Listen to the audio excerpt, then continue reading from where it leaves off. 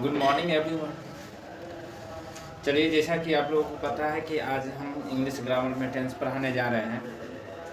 तो टेंस क्या है, सबसे पहले टॉपिक क्या होगा, टेंस क्या है। तो कह रहा है the form of a verb used to show the past, present and future time of an action. Time of an action यानी समय के साथ किसी भी कार्य का होना ही क्या कहलाता है, टेंस कहलाता है। ठीक है, तो टेंस के कितने प्रकार होते हैं, क्या आप लोगों को पता है? टेंस के कितने प्रकार होते हैं?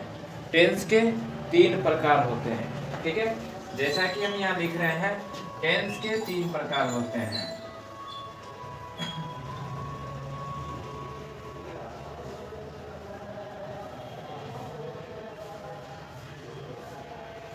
टेंस के कितने प्रकार होते हैं? 3 प्रकार होते हैं। जैसा कि first one present tense,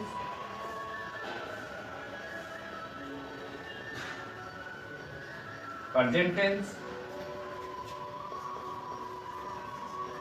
past tense, last one future tense.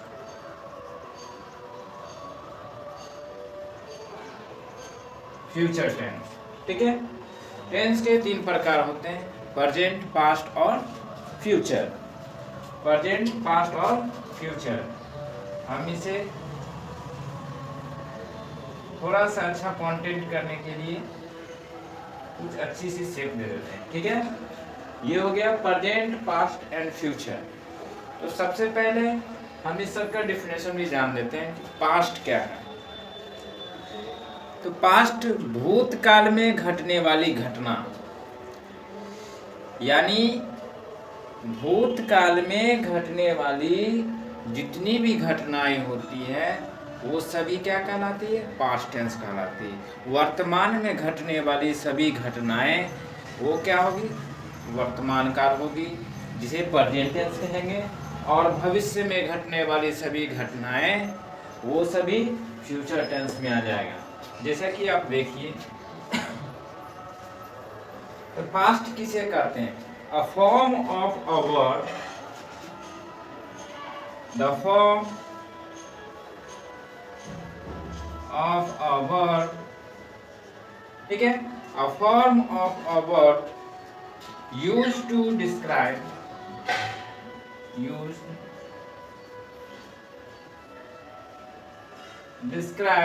the form of a verb used to describe action in the past,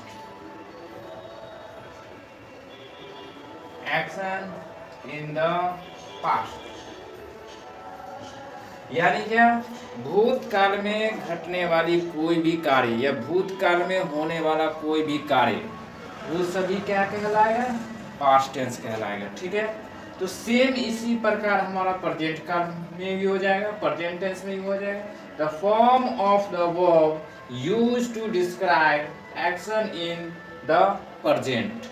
ठीक है, आप लिख सकते हैं यहाँ भी, the form of a verb used to describe action in the present। ठीक है, सेम एज इट फ्यूचर का भी लिखेंगे।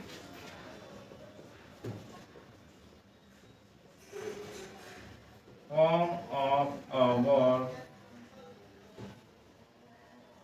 used to describe action in the future। ठीक है, यानी भूतकाल में घटने वाली कोई भी घटनाएं होगी, ठीक है, वो सभी क्या कहलाएगी, पास्ट टेंस में आ जाएगा। और वर्तमान में घटने वाली जितनी भी घटनाएं होगी वो सभी प्रेजेंट टेंस में आ जाएगा। और भविष्य में घटने वाली जो भी घटनाएं होगी वो सभी क्या हो जाएगी, फ्यूचर टेंस में आ जाएगी। तो आप लोगों को पता है टेंस के 3 प्रकार होते हैं, प्रेजेंट, पास्ट और फ्यूचर। प्रेजेंट, पास्ट और फ्यूचर। तो आप बताइए प्रेजेंट के कितने प्रकार होते हैं? तो प्रेजेंट इंडेफिनिट, प्रेजेंट टेंस के 4 प्रकार होते हैं। प्रेजेंट टेंस के कितने होते हैं? तो प्रेजेंट टेंस के 4 प्रकार होते हैं, ठीक है।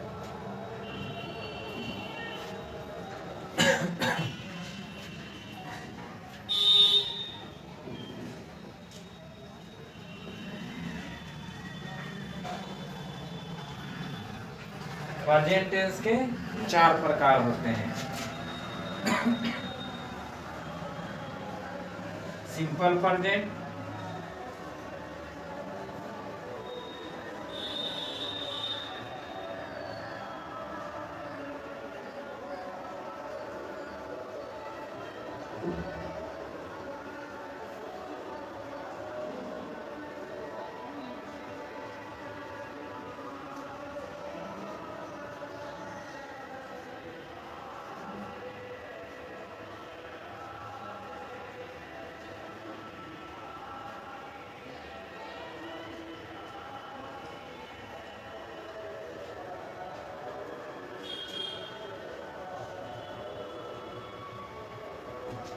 ठीक है। प्रेजेंट टेंस के 4 प्रकार होते हैं। Simple present tense, present continuous tense, present perfect tense, present perfect continuous tense. As it past tense के भी इसी प्रकार होंगे। Simple past tense, past continuous tense, past perfect tense, past perfect continuous tense. As it future के भी इसी प्रकार होंगे। तो चलिए यहाँ प्रेजेंट के 4 प्रकार होते हैं। सिंपल प्रेजेंट टेंस में आ गए, सिंपल प्रेजेंट टेंस में आ गए, प्रेजेंट कंटीन्यूअस टेंस हो गया, प्रेजेंट परफेक्ट टेंस हो गया, प्रेजेंट परफेक्ट कंटीन्यूअस टेंस हो गया, ठीक है। तो सबसे पहले हम लोग सिंपल प्रेजेंट टेंस को लेते हैं।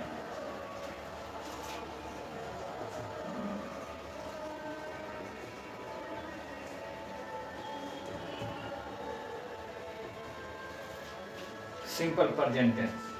अब सिंपल प्रेजेंट टेंस में 4 प्रकार के सेंटेंसेस आएंगे, ठीक है।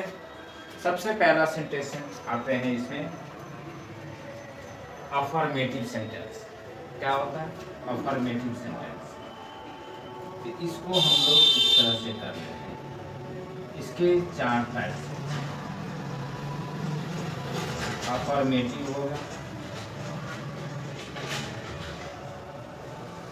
अफर्मेटिव सेंटेंस में आ जाएगा। दूसरा हो जाएगा निगेटिव सेंटेंस, निगेटिव सेंटेंस। तीसरा आ जाएगा इंट्रोगेटिव,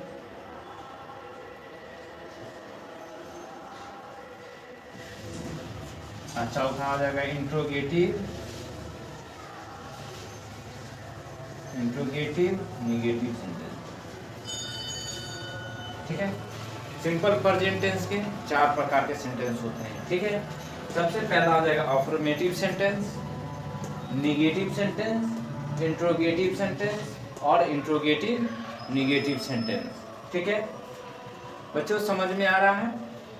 तो अफर्मेटिव सेंटेंस के कुछ स्ट्रक्चर होते हैं, ठीक है। इसके स्ट्रक्चर होते हैं, इसी स्ट्रक्चर पे हम लोग सेंटेंस बनाते हैं, ठीक है। टेंस के सेंटेंस को बनाते हैं।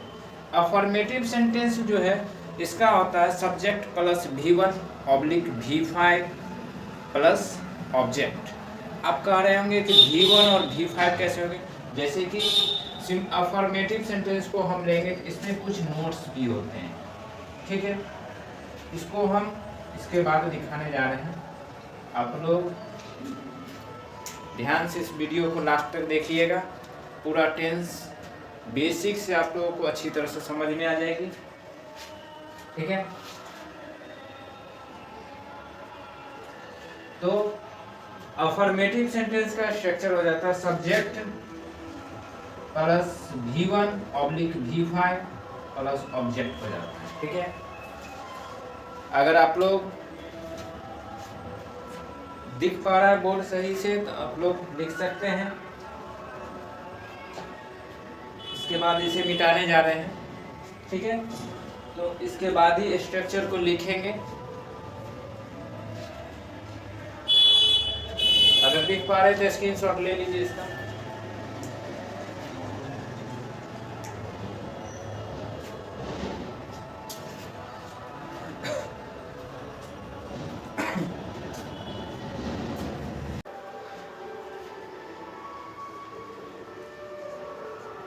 सिंपल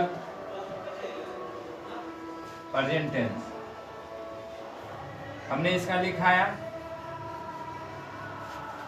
ये सिंपल प्रेजेंट टेंस के 4 सेंटेंस होते हैं। इसमें कौन कौन से सेंटेंस होते हैं बताइए आप लोग, कमेंट में बताइएगा। सिंपल प्रेजेंट टेंस के 4 प्रकार के सेंटेंस होते हैं। अफर्मेटिव सेंटेंस आता है इसका,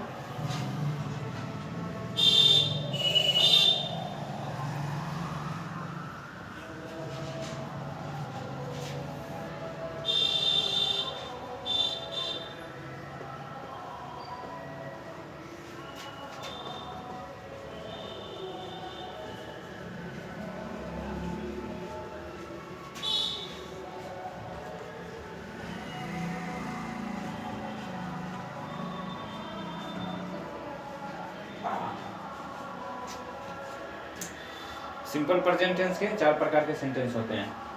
affirmative sentence, negative sentence, interrogative sentence और इंट्रोगेटिव नेगेटिव सेंटेंस। तो अफर्मेटिव सेंटेंस के जो स्ट्रक्चर होते हैं, subject plus V1 oblique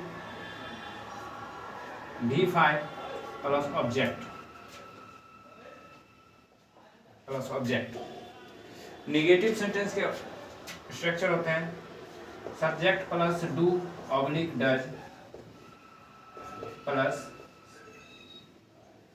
not plus V1 plus object. Interrogative के स्ट्रक्चर होते हैं, do oblique does plus subject plus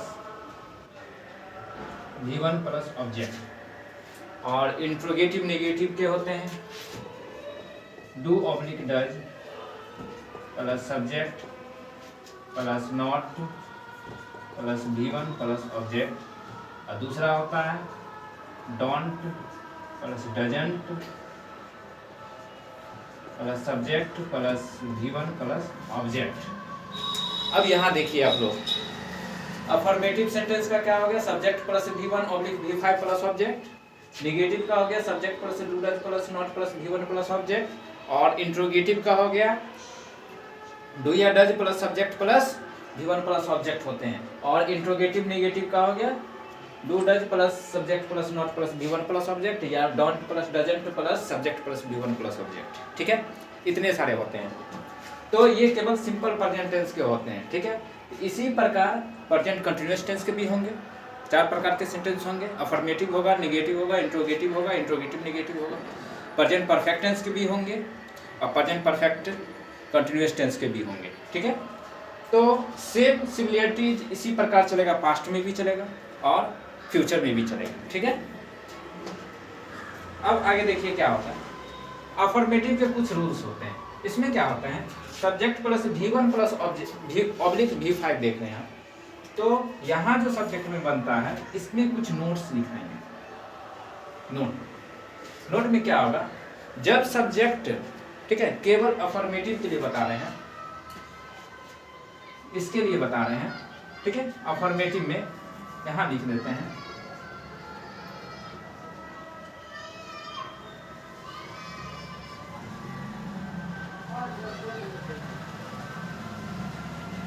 इसके नोट्स हैं। जब सब्जेक्ट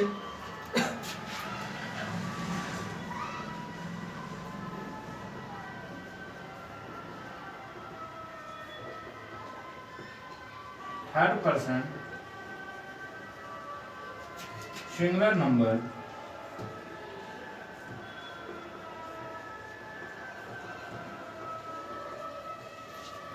ठीक है, जब subject third person singular number में हो तब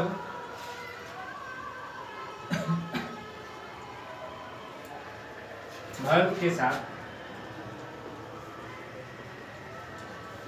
एस ऑब्लिक ES जोड़ देते हैं। ठीक है, यानी सिंपली कहने का मतलब हो गया, वर्ब अपने मूल रूप में क्या होते हैं, वर्ब अपने मूल रूप में प्लूरल होते हैं, उसको एस और ईएस लगाकर सिंगुलर बनाया जाता है, ठीक है। जबकि नाउन अपने मूल रूप में सिंगुलर होते हैं, उसमें एस और ईएस लगाकर प्लूरल बनाया जाता है, ठीक है। तो यहाँ नोट्स में आप लिख सकते हैं, वर्ब अपने मूल रूप में प्लूरल होते हैं, उसे एस ऑब्लिक ईएस लगाकर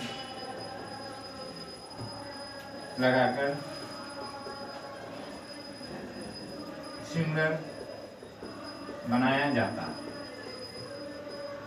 ठीक है। वर्ब अपने मूल रूप में क्या होते हैं, प्लूरल होते हैं, ठीक है। उसे सिंगुलर बनाने के लिए एस और ईएस लगाया जाता है। तो यहाँ अफर्मेटिव सेंटेंस में कहा रहा, नोट्स में कहा जा रहा है कि जब subject third person singular number में हो, थर्ड पर्सन सिंगुलर नंबर में हो, तब वर्ब के साथ एस और ईएस जोड़ देते हैं, क्योंकि जब थर्ड पर्सन सिंगुलर नंबर में हो, सब्जेक्ट ही हमारा क्या होगा, थर्ड पर्सन सिंगुलर नंबर में हो, यानी सिंगुलर होगा, तो वर्ब कैसे प्लूरल होगा, तो सेंटेंस तो सिमुलेटिव में बनते हैं, यानी सब्जेक्ट अगर हमारा सिंगुलर होगा तो वर्ब भी क्या होना चाहिए, सिंगुलर ही होना चाहिए। तो चलिए देखते हैं, तो यहाँ प्रोनाउंस के टेबल बना देते हैं, ठीक है। आप लोगों को पता होगा कि टेबल कैसे होते हैं, तो चलिए हम आपको टेबल्स एक बना के दिखाते हैं।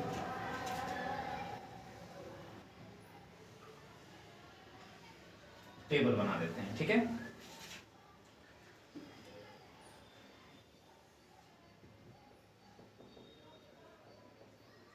सिंगुलर हो गया, प्लूरल हो गया,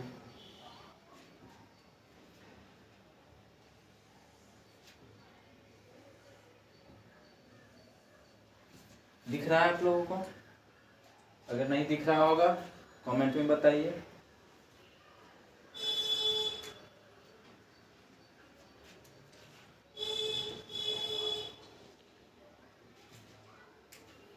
अब कहा जा रहा है इंग्लिश ग्रामर में कितने पर्सन होते हैं, इंग्लिश ग्रामर में 3 पर्सन होते हैं, ठीक है। फर्स्ट पर्सन होता है, सेकंड पर्सन होता है और थर्ड पर्सन होता है, ठीक है। और नंबर कितने होते हैं इंग्लिश ग्रामर में, इंग्लिश ग्रामर में 2 ही नंबर होते हैं, सिंगुलर और प्लूरल, ठीक है। सिंगुलर और प्लूरल में होते हैं। अब देखिए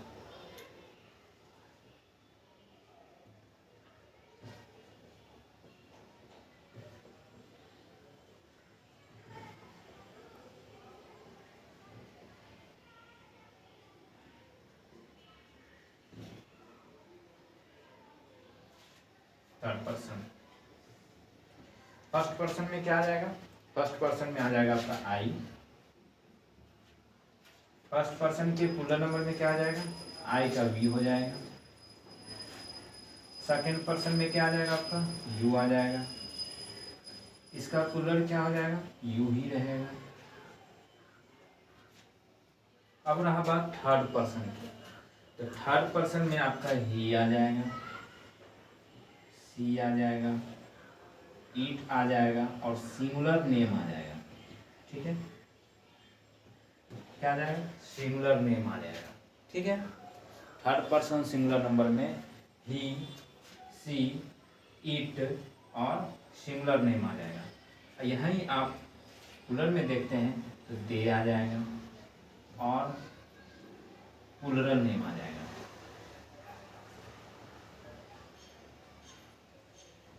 प्लूरल नेम आ जाएगा, ठीक है। तो केवल हम लोगों को थर्ड पर्सन सिंगुलर नंबर के साथ इतना याद रखना है कि अफर्मेटिव सेंटेंस में प्रेजेंट इंडेफिनिट के, सिंपल प्रेजेंट टेंस के, अफर्मेटिव सेंटेंस के थर्ड पर्सन सिंगुलर नंबर के साथ केवल वर्ब में एस और ईएस जोड़ना है, यानी क्या V5 का उपयोग करना है। टोटली यही चीज समझाने की कोशिश कर रहे थे कि सिंपल प्रेजेंट टेंस के अफर्मेटिव के साथ अगर सेंटेंस का सब्जेक्ट हमारा किस में हो, थर्ड पर्सन में हो, तो उसका वर्ब किस रूप में होगा, किस फॉर्म में होगा, तब भी वर्ब फॉर्म उसका 5 होगा। यानी क्या, वर्ब का 5वां रूप आप लोगों को उपयोग करना होगा। ठीक है, कुछ एग्जाम्पल के द्वारा बता रहे हैं। अगर इसका स्क्रीनशॉट लेना चाहते हैं आप लोग ले सकते हैं, उसके बाद इसे मिटा देंगे। अफर्मेटिव सेंटेंस अगर यहां रहे आपको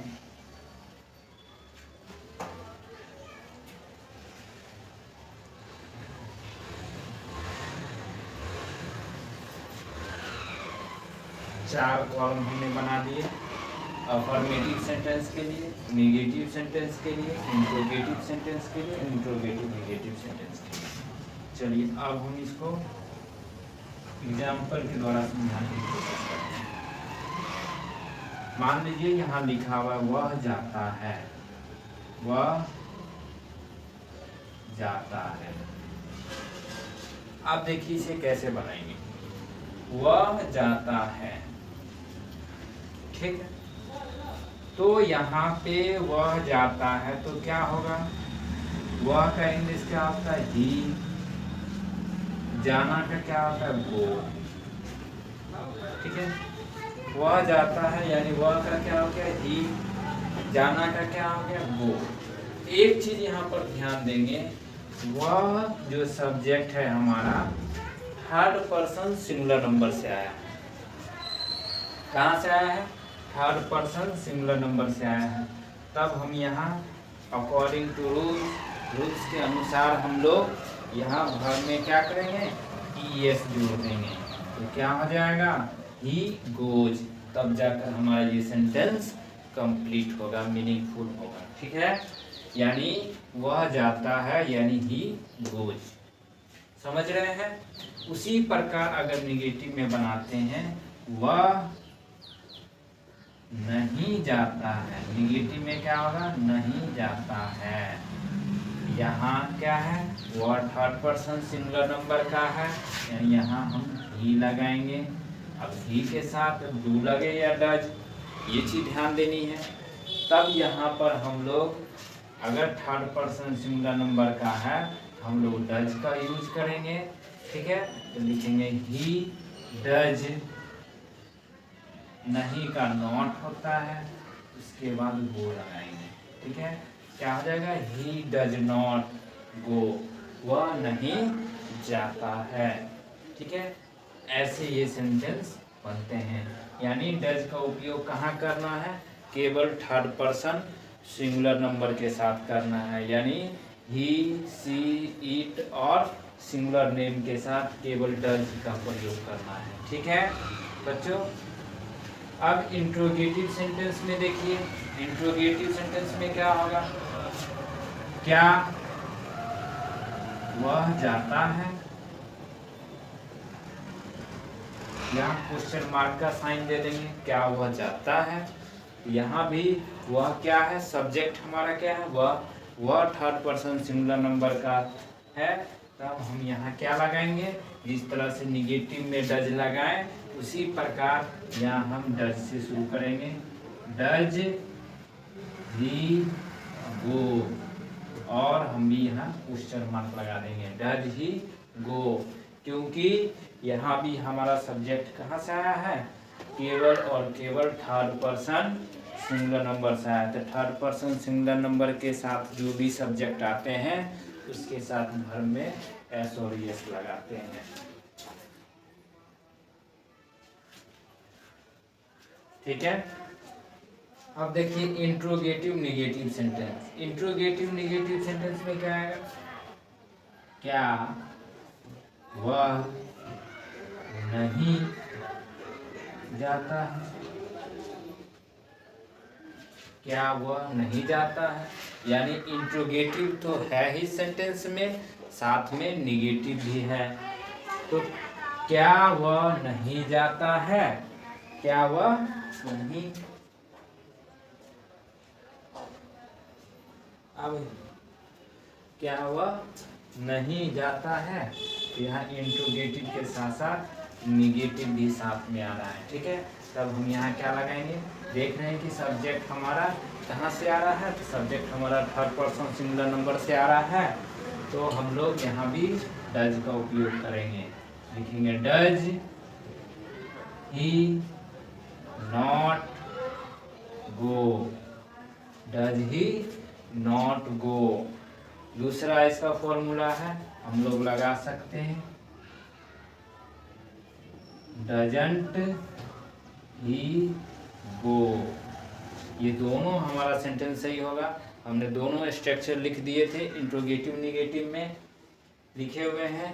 does do does subject plus not plus V1 plus object, यहाँ हमने लिख दिया था। तो यहाँ पे हमारे पास एक भी ऑब्जेक्ट नहीं है, इसलिए ऑब्जेक्ट हमने शो नहीं किए सेंटेंस में, ठीक है। तो आप लोग समझ रहे हैं, जहाँ नहीं समझ में आ रही होगी आप हमें बताइएगा। चलिए, ये तो आपका थर्ड पर्सन सिंगुलर नंबर के साथ रहा। चलिए अब फर्स्ट पर्सन के साथ आप लोग को समझाते हैं। देखिए क्या होगा, जैसे मैं जाता हूँ, मैं विद्यालय जाता हूँ।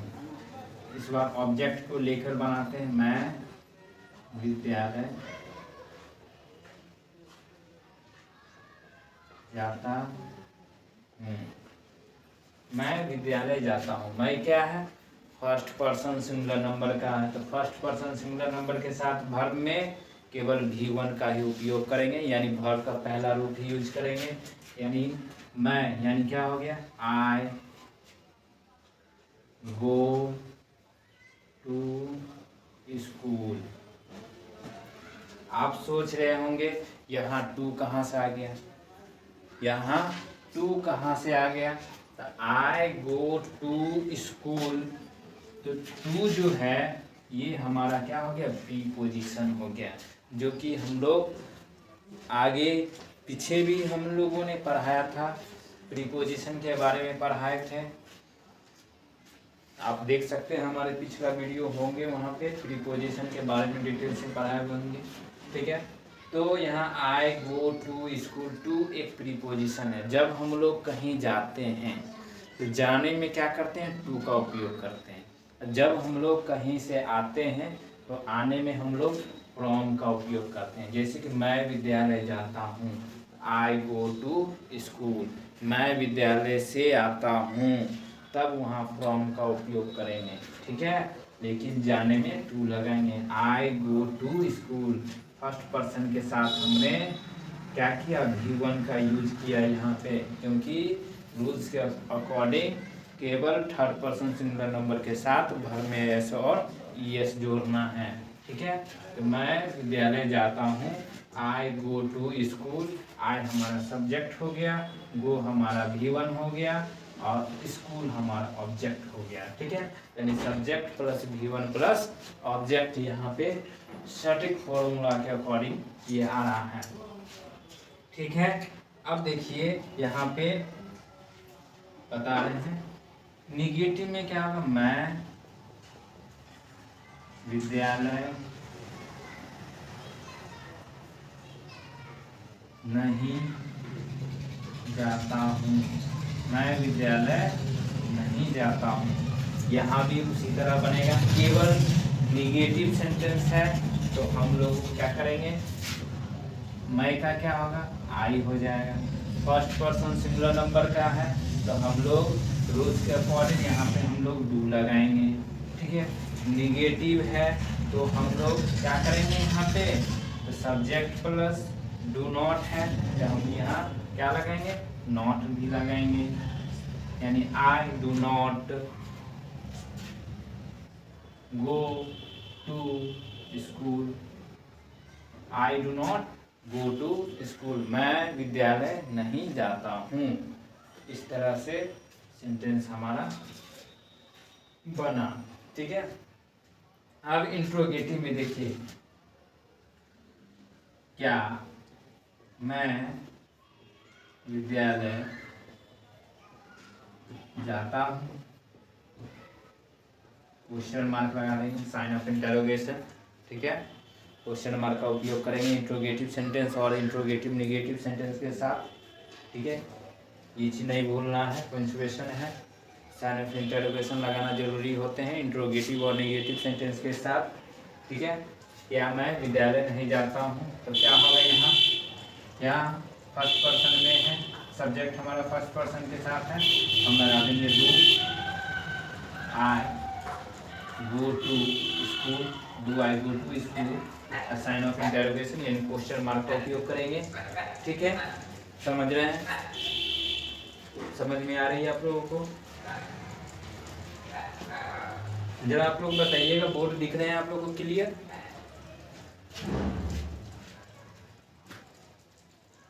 चलिए ठीक है, आगे देखिए। अब यहाँ क्या है, इंट्रोगेटिव नेगेटिव सेंटेंस। अब यहाँ इंट्रोगेटिव के साथ साथ क्या होंगे सेंटेंस में, नेगेटिव भी आएगा, नेगेटिविटी भी आएंगे यहाँ पे। तो क्या हो जाएगा, क्या मैं विद्यालय नहीं जाता हूँ, यहाँ भी क्वेश्चन मार्क लगेगा। अब देखिए यहाँ इंट्रोगेटिव तो है ही, साथ में नेगेटिव भी है, तो सेम ही बनाएंगे हम लोग। Do I not go to school, school. एक और सेंटेंस हम लोग यहाँ बना सकते हैं, डोंट